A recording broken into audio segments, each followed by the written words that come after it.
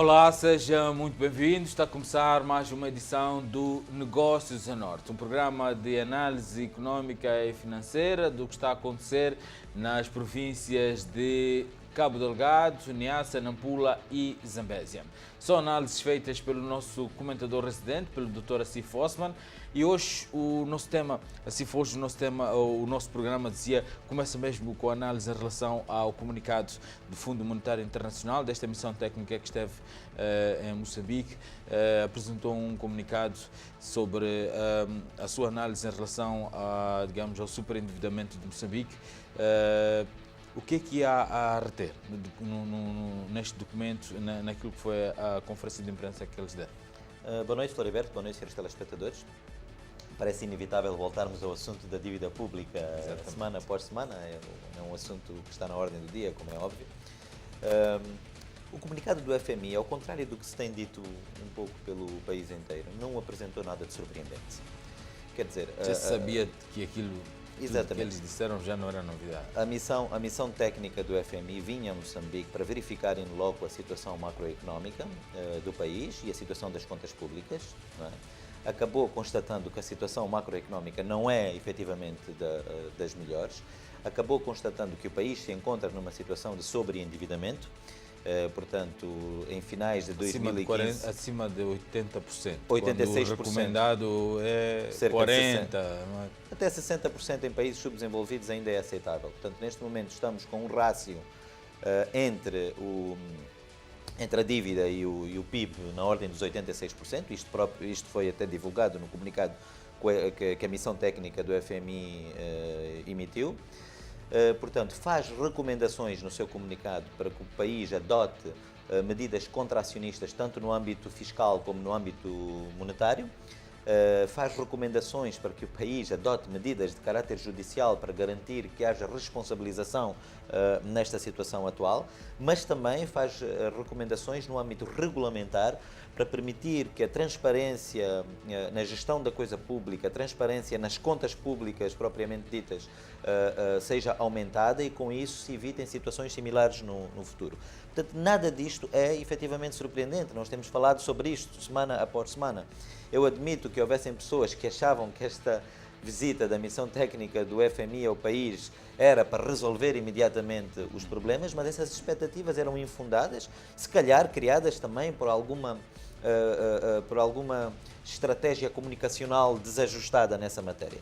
Portanto, a equipa do FMI fez estas constatações. Isto é apenas um primeiro passo para que se possa efetivamente pensar... eu ia mesmo por aí. Não pode, na eventualidade deste ser o primeiro passo para depois aquilo que são as recomendações no sentido de medidas a tomar de contenção de custos ainda estar previsto?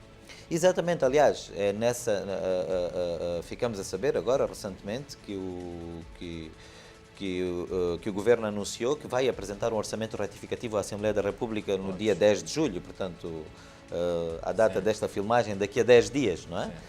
Esse orçamento retificativo, em princípio, vai apresentar já medidas de austeridade que vão ao encontro daquilo que são as recomendações do FMI. Portanto, atender a algumas destas recomendações, dar bons sinais ao FMI, vai no sentido de garantir que o FMI possa efetivamente fazer o resgate de que tanto precisamos. Agora, nós precisamos de não perder de vista algumas coisas. O país, esta economia no estágio em que se encontra, precisava de políticas expansionistas e não de políticas contracionistas. Nós precisávamos efetivamente de ter mais despesa pública para dinamizar a economia. Acontece que nem sempre o que é desejável é possível de se aplicar.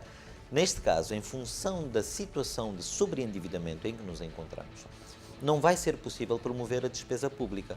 Portanto, nós vamos ter que adotar políticas contracionistas. O apelo que eu quero fazer, e isto é fundamental, é que esta situação não seja usada como desculpa para o Estado fazer menos.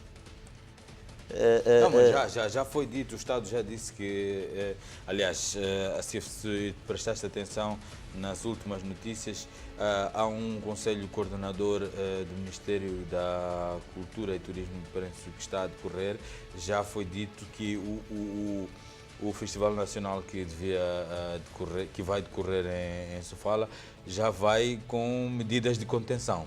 Pois, mas Então, o que eu... logo prova que o governo já está-se a adiantar em relação às medidas que eventualmente o FMI possa pretender tomar.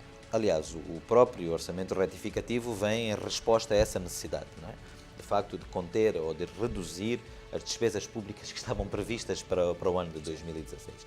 Mas o meu alerta vai no sentido de fazer um apelo para que esta necessidade de reduzirmos as despesas públicas não sirva de desculpa para deixarmos de implementar programas de desenvolvimento económico que continuam a ser fundamentais para o país, para garantir que ao longo dos próximos anos de austeridade a economia possa ganhar competitividade a nível global.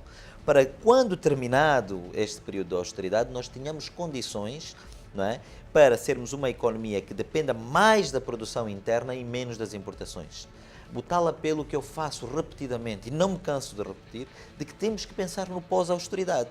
E para o pós-austeridade ter as condições que nós precisamos, é preciso que ao longo da austeridade trabalhemos nesse sentido. O que eu não quero ouvir constantemente é o governo a dizer, olha, não podemos fazer programas de desenvolvimento porque não temos recursos.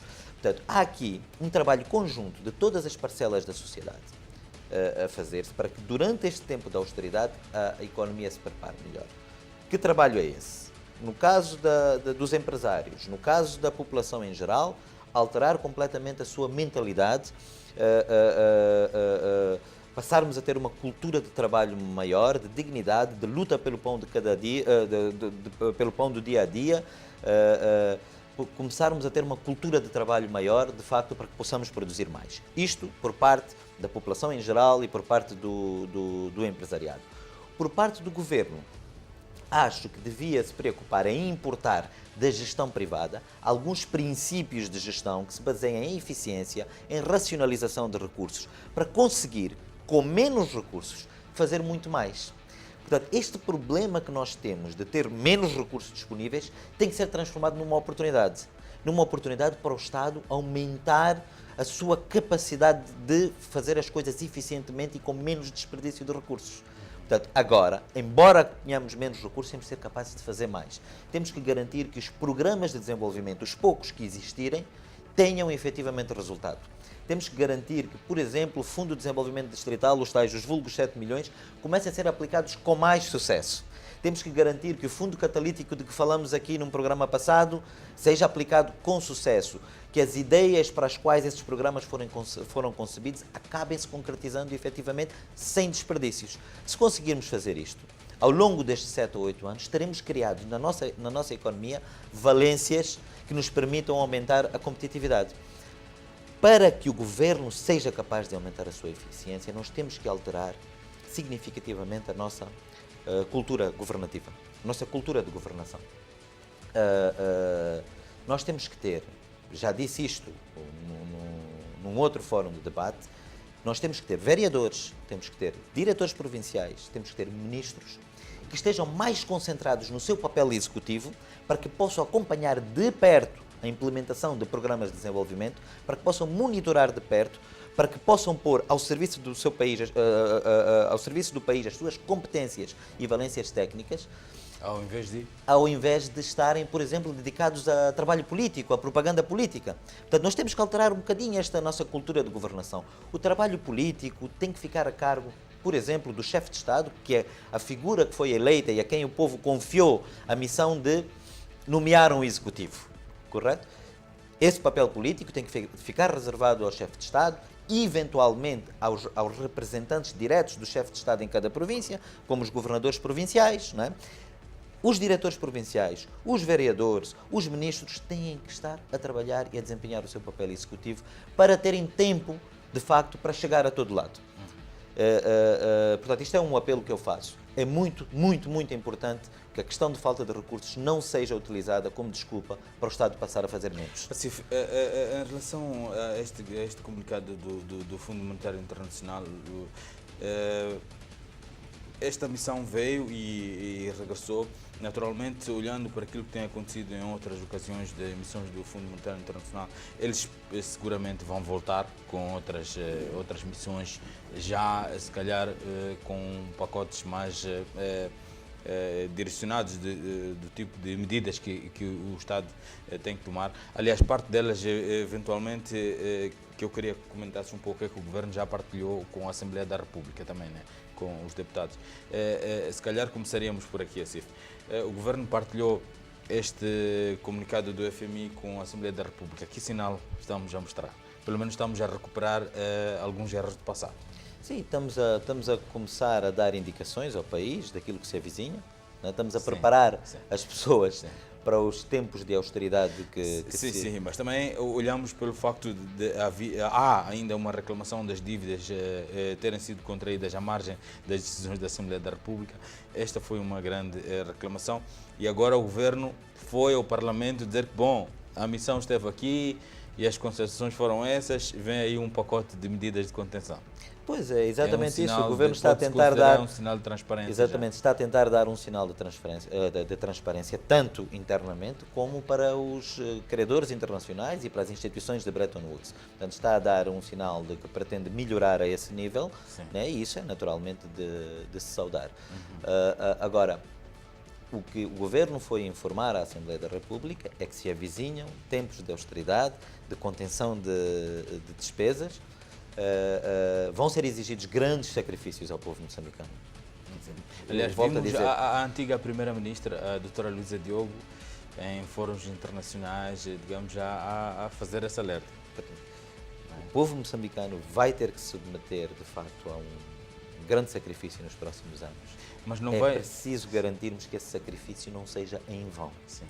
É preciso garantir que, de facto, vale a pena que o povo moçambicano, ao fim dos 5, 6, 8, 10 anos de sacrifício que vai fazer a partir de agora, consiga finalmente começar a tirar frutos das riquezas que o seu país tem. E para isso, volto a repisar, tudo o que eu disse anteriormente em relação à eficiência do governo, à racionalização do uso dos recursos, é fundamental para que no pós-austeridade tenhamos uma economia bastante mais competitiva.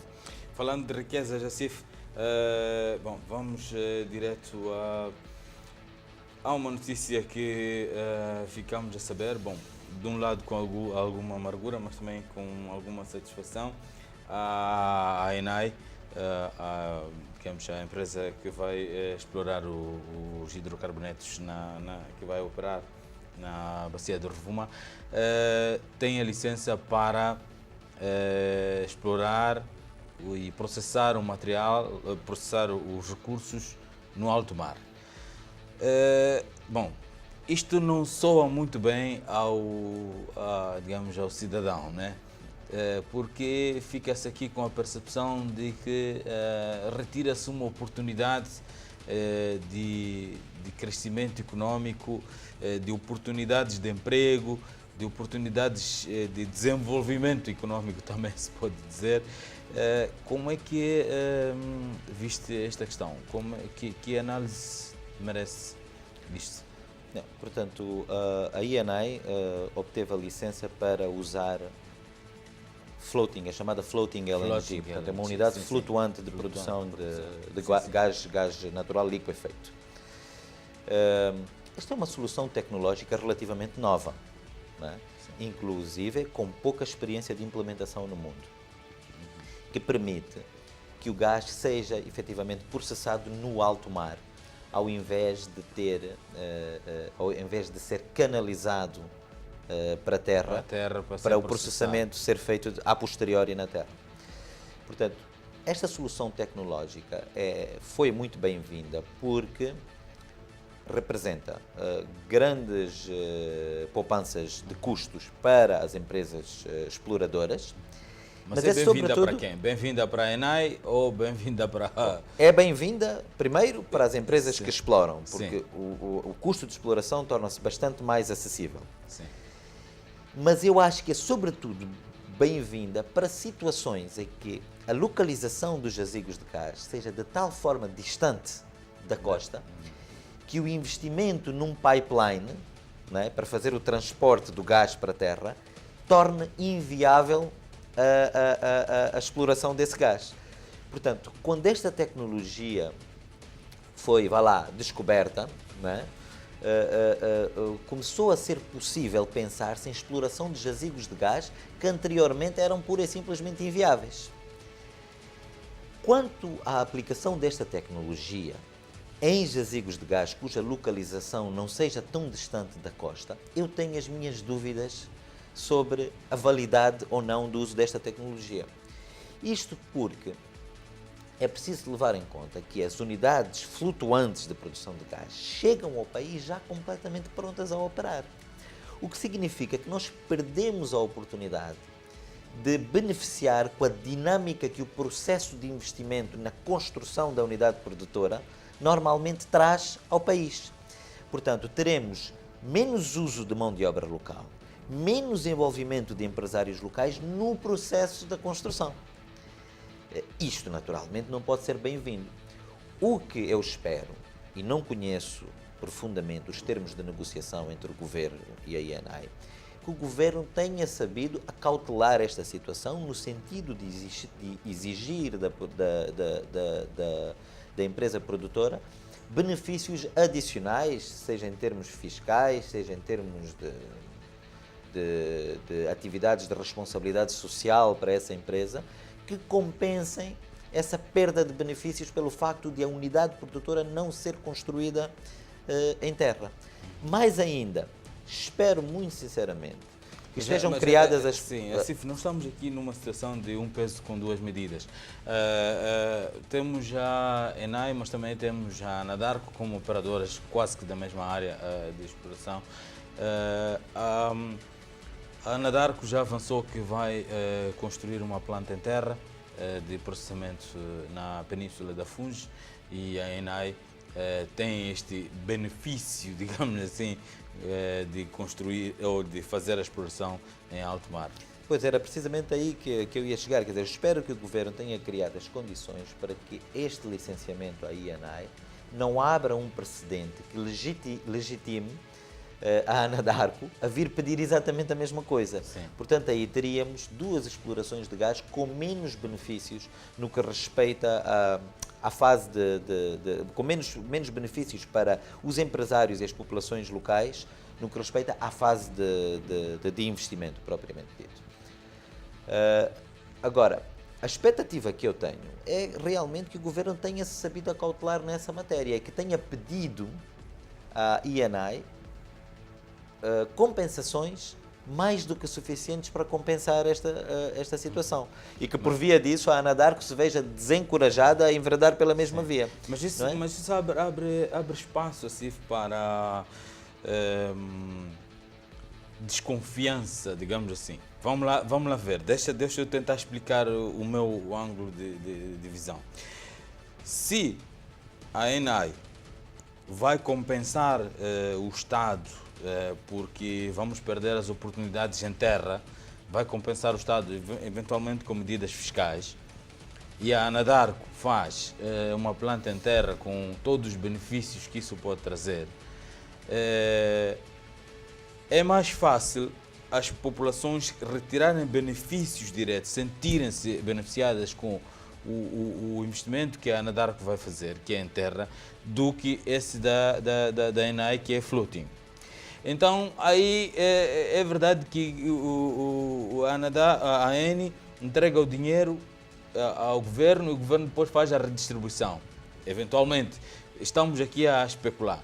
Mas aí fica sempre aquela pulga atrás da orelha, digamos assim. Sim, ficamos bastante dependentes da eficiência do Governo em fazer a distribuição desses benefícios adicionais que eventualmente venha a pedir a INAI, não é? Ao passo que os benefícios que seriam colhidos pela possibilidade de ser feito o investimento em terra seriam mais diretos e retiravam margem de desconfiança. Portanto, continuo a acreditar, olhando para a situação de fora e do ponto de vista meramente teórico, que para o país é bastante mais benéfica a construção de uma unidade produtora de LNG em terra do que ter uma unidade flutuante. Isto aqui parece-me completamente inquestionável. Mas não abrimos agora um precedente para a Ana Darko também dizer, bom, sai mais barato eu fazer. Tenho receio que sim, mas espero que de facto o Governo se tenha acautelado para não permitir que isso aconteça. Sim. Obrigado, Recife, por estas análises. Voltamos então dentro de cerca de 30 segundos para então começarmos a passar as reportagens previstas para esta edição do Negócio da Norte.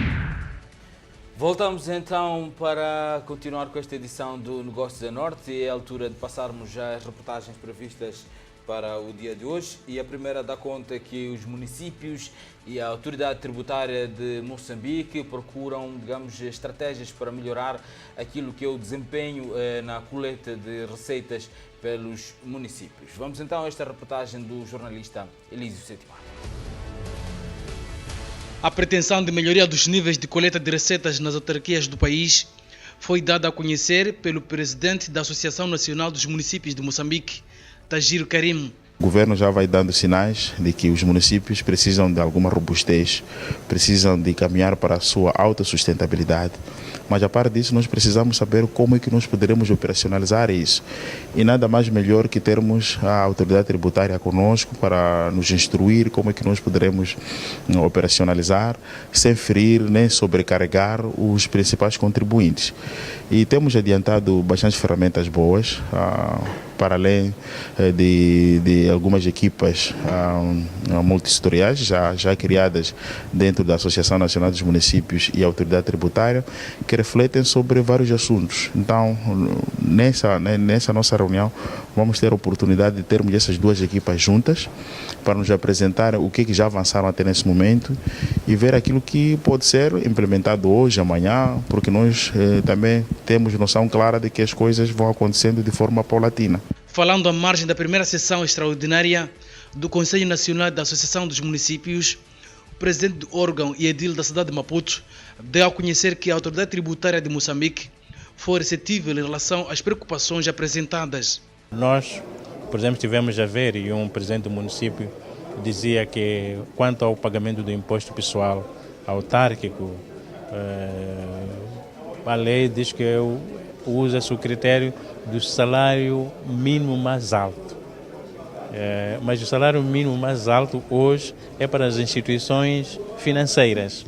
Então, esta forma de cálculo deste imposto pessoal prejudicam todos aqueles que têm um salário mínimo mais baixo, que são a maioria. Normalmente, por exemplo, a área da indústria, a área da agricultura é obrigada a ter que pagar este imposto como se estivesse a receber um salário mínimo mais alto.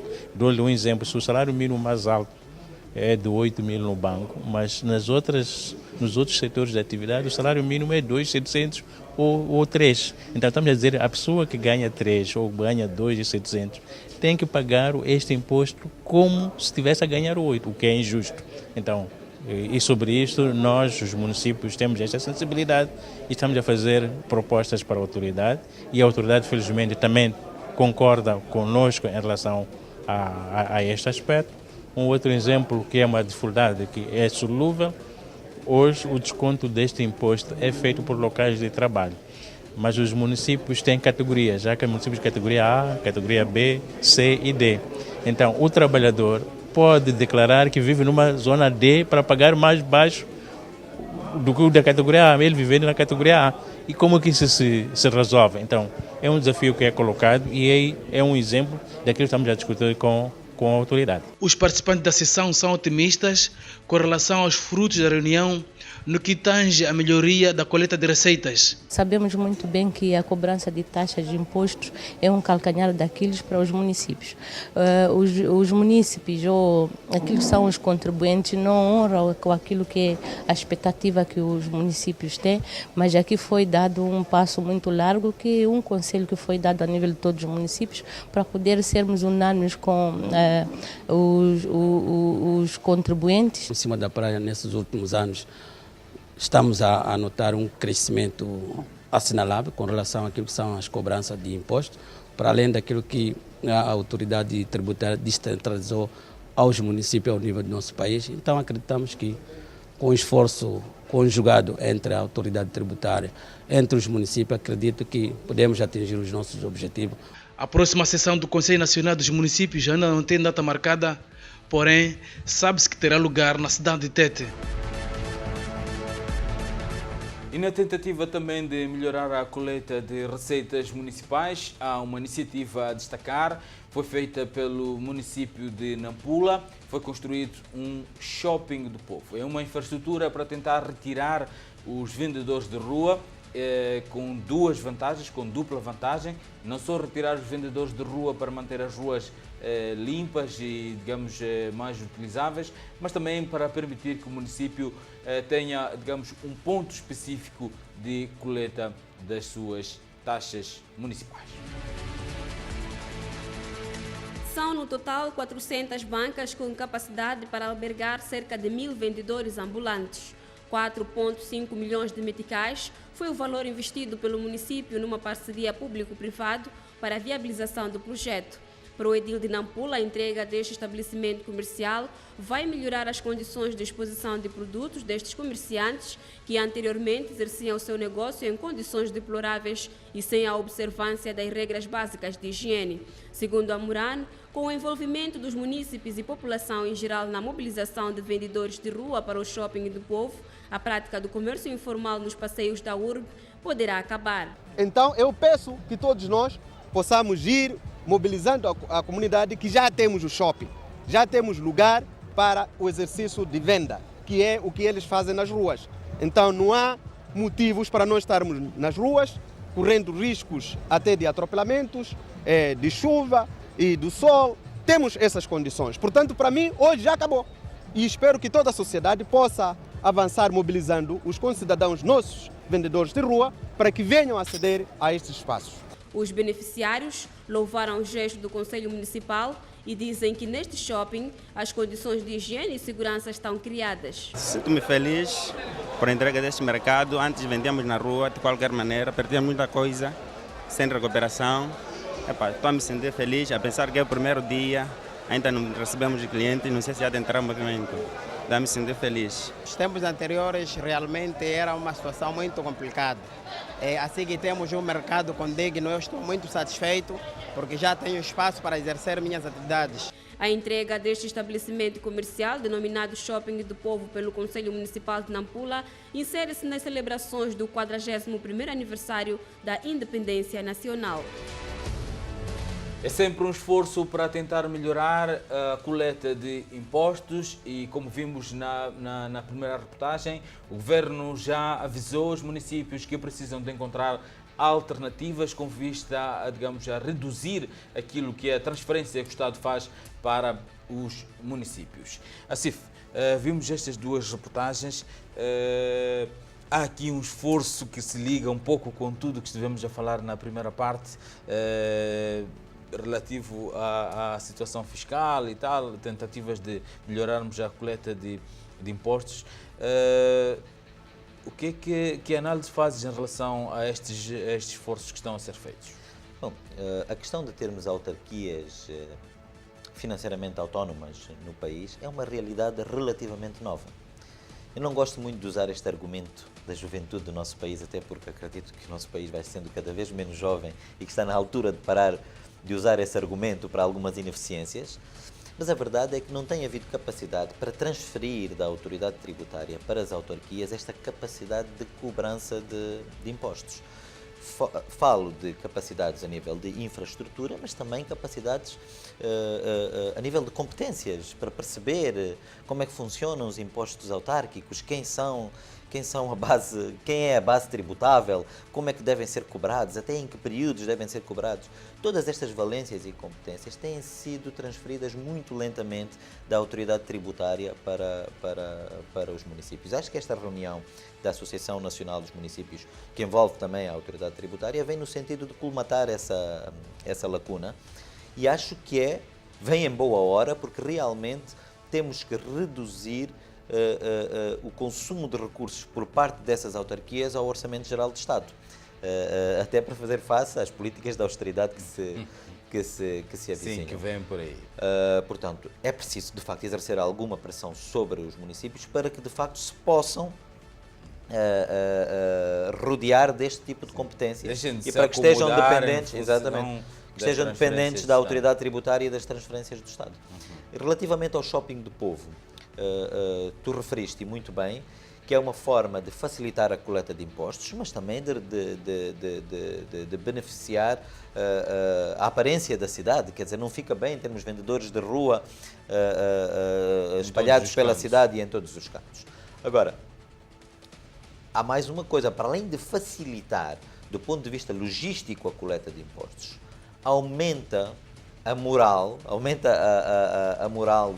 do município para poder de facto penalizar quem está a vender na rua.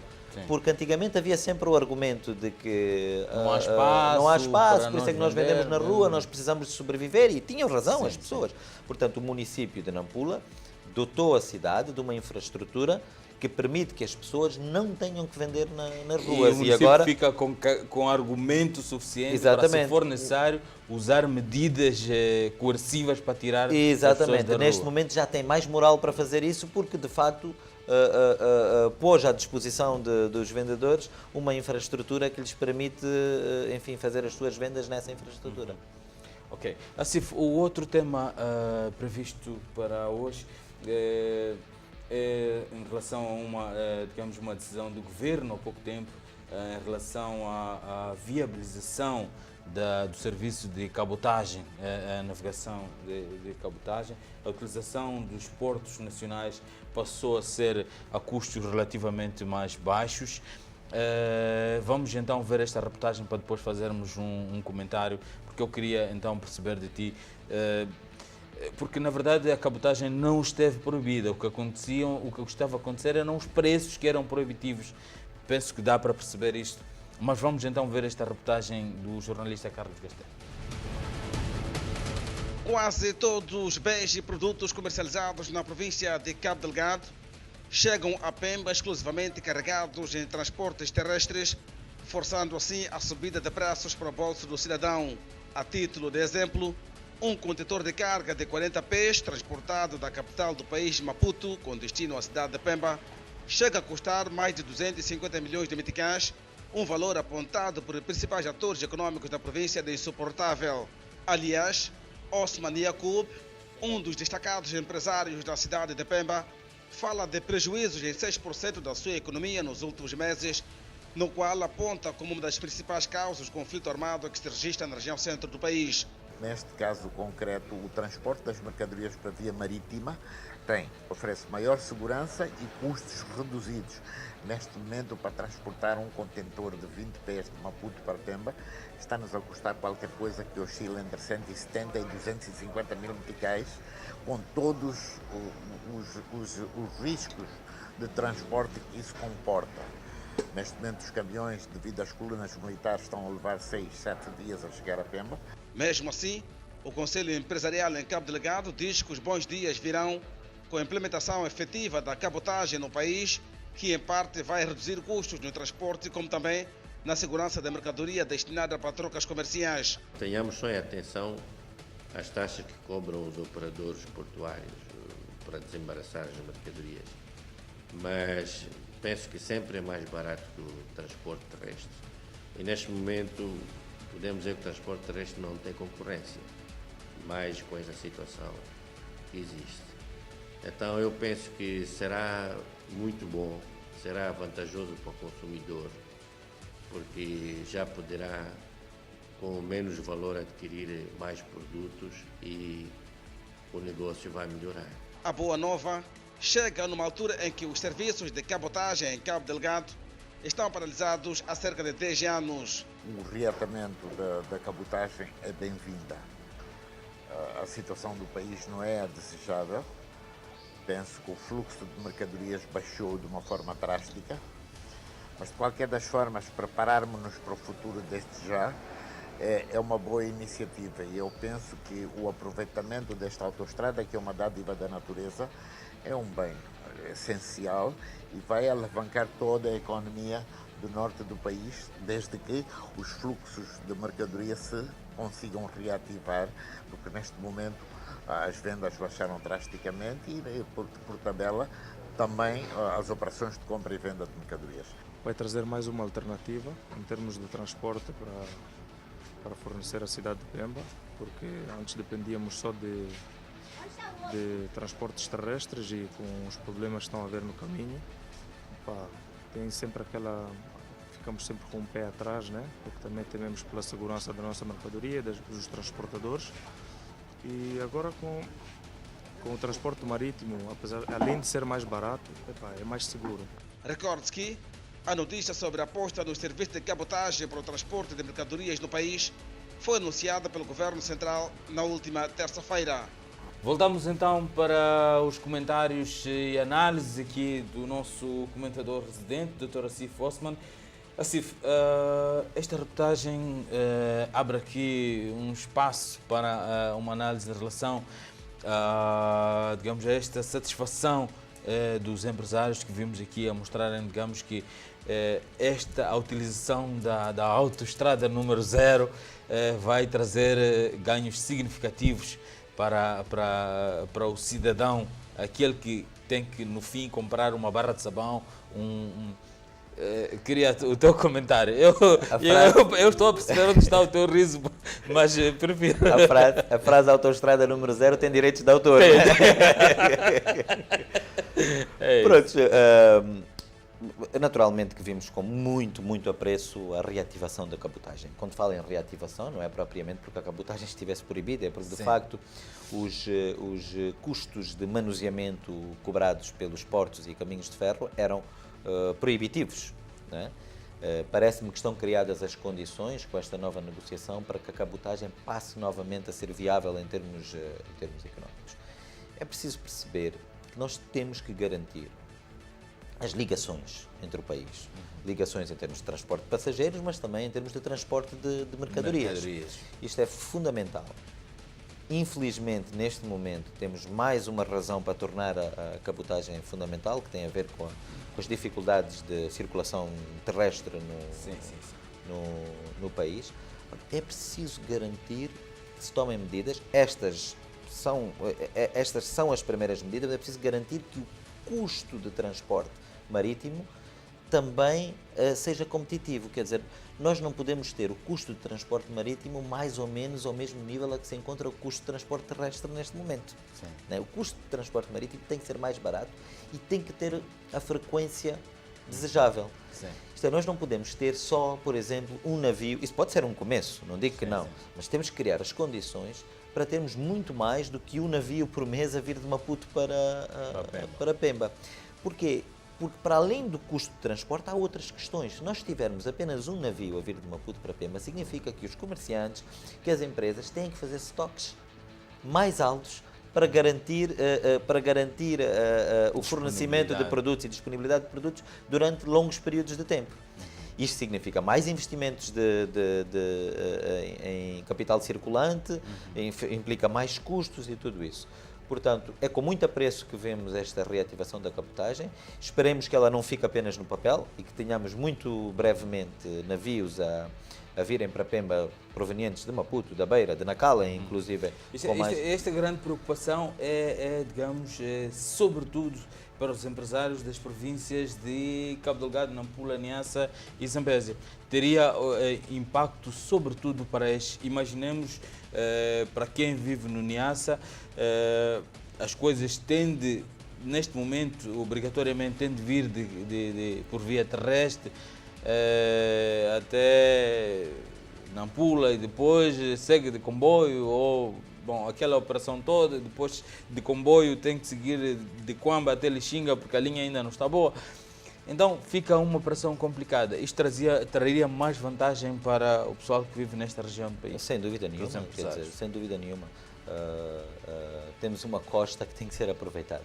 Não faz sentido absolutamente nenhum não haverem navios regulares saírem de Maputo, da Beira, de Nacala, com destino a todos estes portos.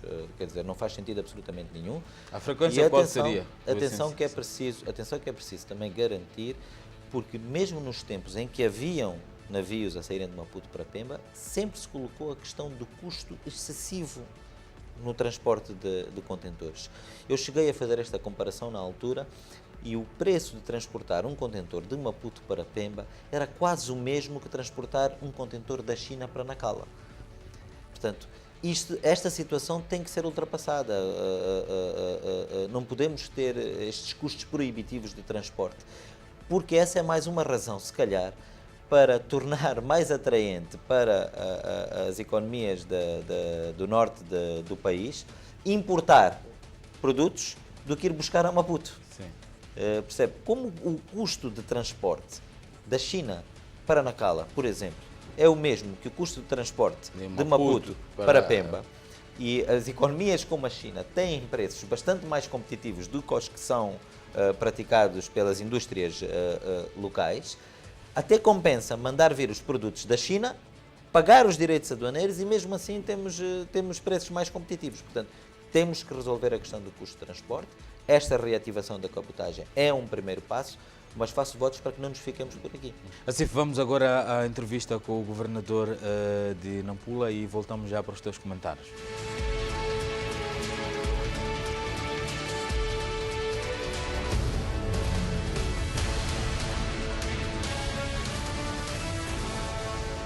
Vamos então à entrevista preparada com o governador Vítor Borges, o governador da província de Nampula. Governador, qual tem sido a tendência da coleta de receitas na província de Nampula? Se quisermos falar em números de cobrança de receita, diríamos que em 2015 nós cobramos 10.500 milhões de meticais. E esses 10.500 milhões de meticais serviram para pagar salários da função pública, cerca de 6.600 milhões de meticais, permitiram também pagar despesas correntes do funcionamento do Estado, num valor total de cerca de 10 mil milhões de meticais, numa despesa de 12.500 milhões de meticais. O restante valor, de cerca de 2.500 milhões de meticais, que é o valor de investimento no nível da província, tivemos que contar com transferências da conta única do Tesouro, que engloba toda a receita do Estado, para também prover recursos financeiros para a província de Nampula. Mas é importante dizer que, apesar da cobrança da receita ter atingido 10.500 milhões de meticais, existem empresas que realizam atividades econômicas em Nampula, mas têm domicílio fiscal noutros lugares. Bom, acontece também empresas que realizam atividades noutros lugares e têm domicílio fiscal em Nampula. Mas se toda a receita inerente à atividade econômica realizada em Nampula tivesse também o seu domicílio fiscal em Nampula, nós acreditamos que provavelmente, é algo que não aferimos totalmente, provavelmente teríamos receita suficiente para pagar não só salários e despesas correntes do Estado, mas também a componente de investimentos para a qual efetivamente precisamos de transferência à conta única do Tesouro. Quais são valores que normalmente vão para setores, ou são dos setores relacionados diretamente com a economia da província, como agricultura, recursos minerais, pesca, agronegócio, por exemplo? Por exemplo, para este ano, o agronegócio, dos 2.000 milhões de meticais de investimento, porque o restante é salários e despesas correntes, 120 milhões de meticais é para o agronegócio. 14 milhões de meticais é para a eletrificação. 243 milhões de meticais é para estradas e pontes. Cerca de 500 milhões de meticais é para água e saneamento. Saúde vai absorver 60 milhões de meticais, educação também outros valores, mas claramente, como eu dizia no princípio, nós temos uma grande priorização em relação às áreas onde há produção. Mas além dos 120 milhões de meticais diretamente do agronegócio, do orçamento provincial, temos também 234 milhões de meticais do FDD que são destinados à produção. Melhor, são destinados à produção e geração de emprego. E nós definimos para este ano que 60% do FDD tem que ir maioritariamente para promover a produção. Porque também o FDD financia comércio, financia outras coisas. Mas nós queremos que pelo menos 60% vá para a produção. Não menos 60%. Se puder ser 70%, melhor. Mas também não podemos, de repente, cortar as outras atividades, que são atividades de caráter social, que são importantes e também impactam depois no orçamento do Estado através da cobrança de taxas. Mas, claramente, sim, que há uma grande priorização. Governador, a Nampula fez investimentos no setor público de grande dimensão, em termos de estradas e pontes, e aeroportos, inclusivamente. Refiro-me ao aeroporto internacional de Nacala. Já se sente a esta altura impacto, um retorno na economia da província de Nampula? Sem dúvida, a estrada Nampula-Malema, que irá até Quamba, mudou completamente o paradigma da atuação do setor empresarial, quer seja micro, pequeno, médio, grande empresário, e mesmo a população no geral, na área social também. Porque se antes para ir daqui a Malema era necessário 6 horas, hoje faz-se o tempo de 2 horas, 2 horas e meia. Então, a mobilidade e também o escoamento da produção e tudo aquilo que é necessário fazer em relação ao transporte mudou bastante. Mas também vai mudar porque, além da estrada Nampula-Malema, a estrada Rio-Ligonha até Rio Lúrio, começando do Tito de Murupula em Nampula e terminando em Irate, em ligação com Chur, também a estrada está bem. E pode-se viajar em estrada asfaltada desde Nacala até Malema neste momento. O eixo este-oeste vai ficar completo, o eixo norte-sul está mais ou menos também completo, mas precisamos de ver também o acesso a Angoche. Infelizmente ainda temos uma estrada não asfaltada em Nampula-Angoche, mas a estrada Nampula-Namptila vai começar este ano. Estamos a mobilizar recursos para a estrada Namptila-Angoche e no quadro desta promoção do investimento, o que nós dissemos aos empresários foi: caso alguém construa o troço de 108 km na Namptila-Angoche, nós podemos fazer uma concessão da estrada, incluindo os 72 km de Namptila-Nampula. Governador, esta solução permite-me aqui fazer uma pergunta que mostra que não é o comum no nosso país, na tendência do nosso país. Construir estradas, construir pontes tem sido responsabilidade do Estado, portanto é investimento público. O governador está a fazer aqui uma relação, uma análise ou um ponto de vista de que estes investimentos passam a ser feitos pelo setor privado numa parceria público-privada. Acha que esta é a melhor solução que vai ser encontrada para fazer todo este troço que liga a capital provincial à zona sul da província de Nampula? Sem dúvida. Algumas pessoas dizem, mas o tráfego Nampula-Angoche é bastante pequeno. Quando a estrada Witbank, Maputo-Witbank começou, eu morava na Matola. Fazia o trajeto Matola-Maputo, quando a autoestrada ficou pronta em 2000, em 20 minutos. Continuei a morar na Matola e em 2014 fazia em 2 horas, porque o tráfego aumentou. Então o tráfego aumenta consoante a qualidade das estradas, não aumenta automaticamente. Então, o tráfego que nós temos hoje na Nampula-Namptila, onde há um grande potencial de turismo, há um grande potencial industrial e de pesca, vai seguramente aumentar quando a estrada estiver asfaltada. E parece que os empresários e também algumas pessoas com quem temos falado compreendem isto melhor. Há cada vez mais interessados, mas também queremos que não só Nampula-Angoche esteja asfaltado, mas também Nampula-Moma e a ligação de Moma com toda a parte este da província de Nampula, a zona costeira, também com uma estrada asfaltada.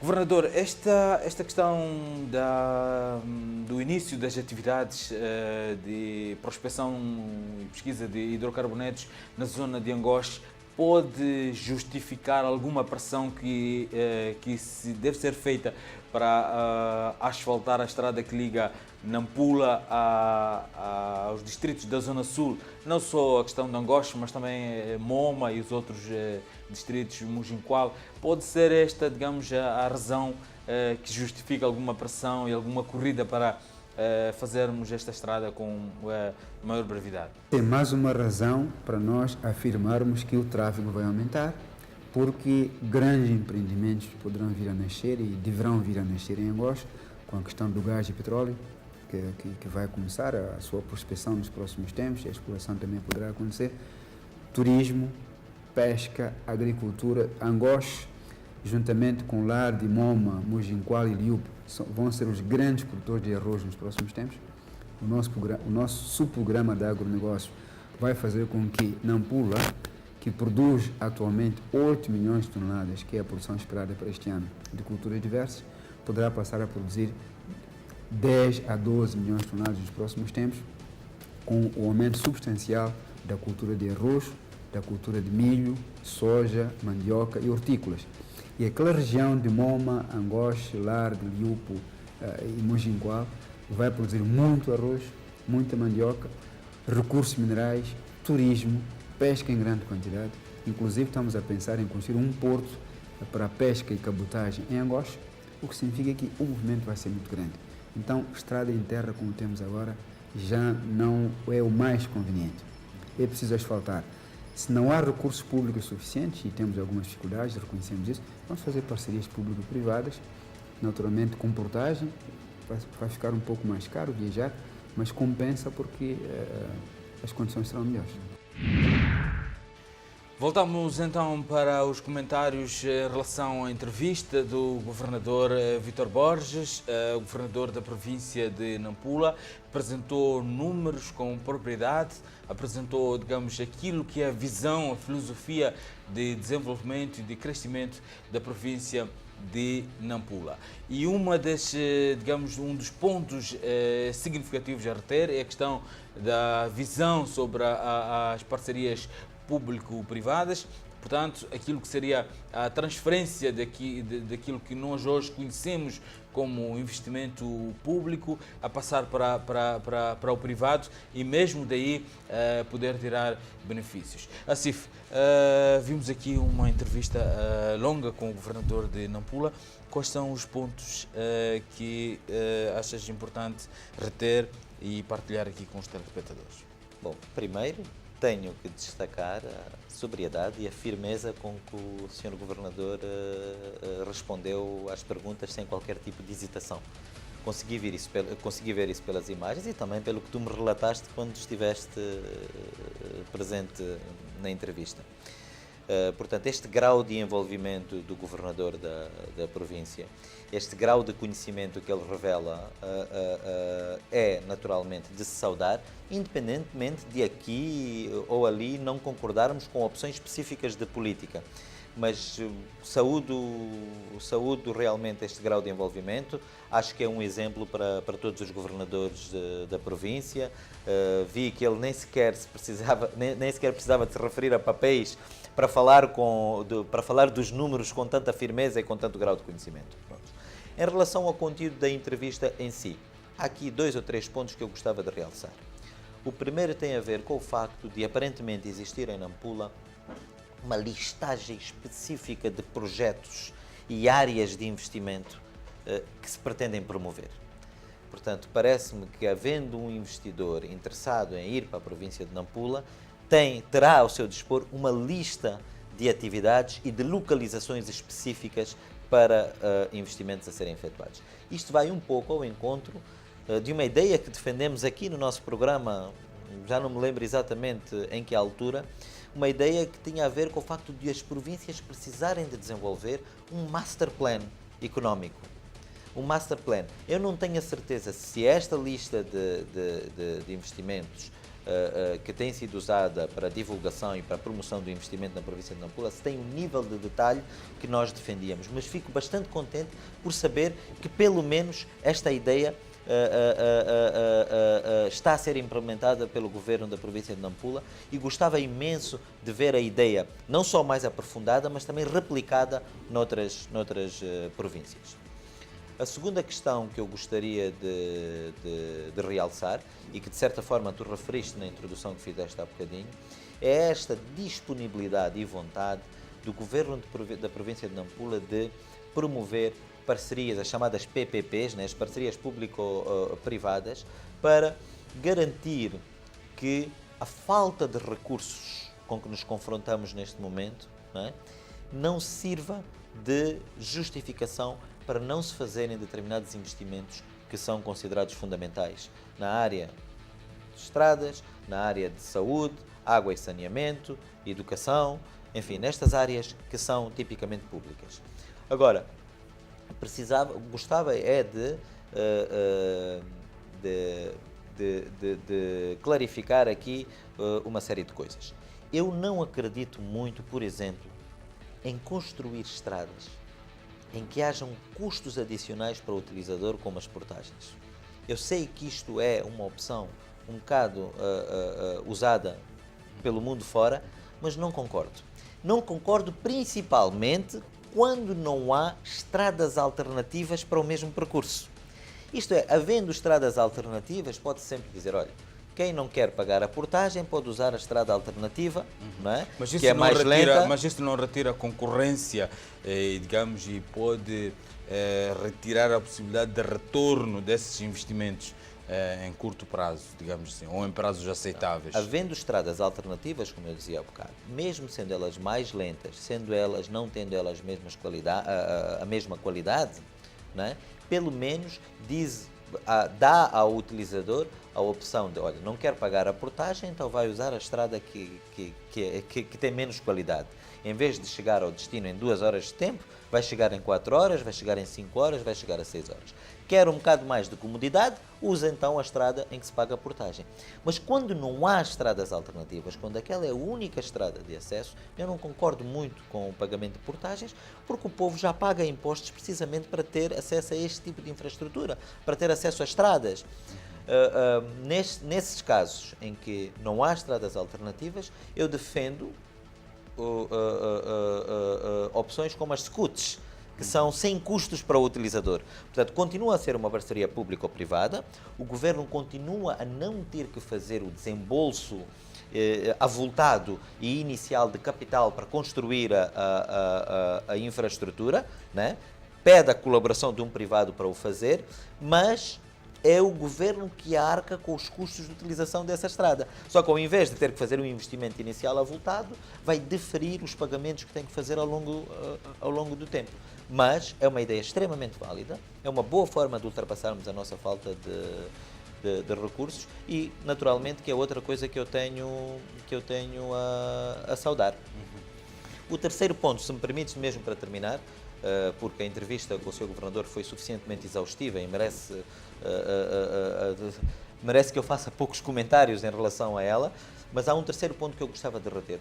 O Sr. Governador da província de Nampula, embora não se tenha referido a isto em tom de queixa, mas eu pude notar que em determinado momento ele escusou-se a pronunciar sobre a questão dos investimentos na área de hidrocarbonetos, alegadamente porque este tipo de investimentos são decididos a nível central. Portanto, eu queria fazer um apelo a que, embora compreenda que pela sua envergadura,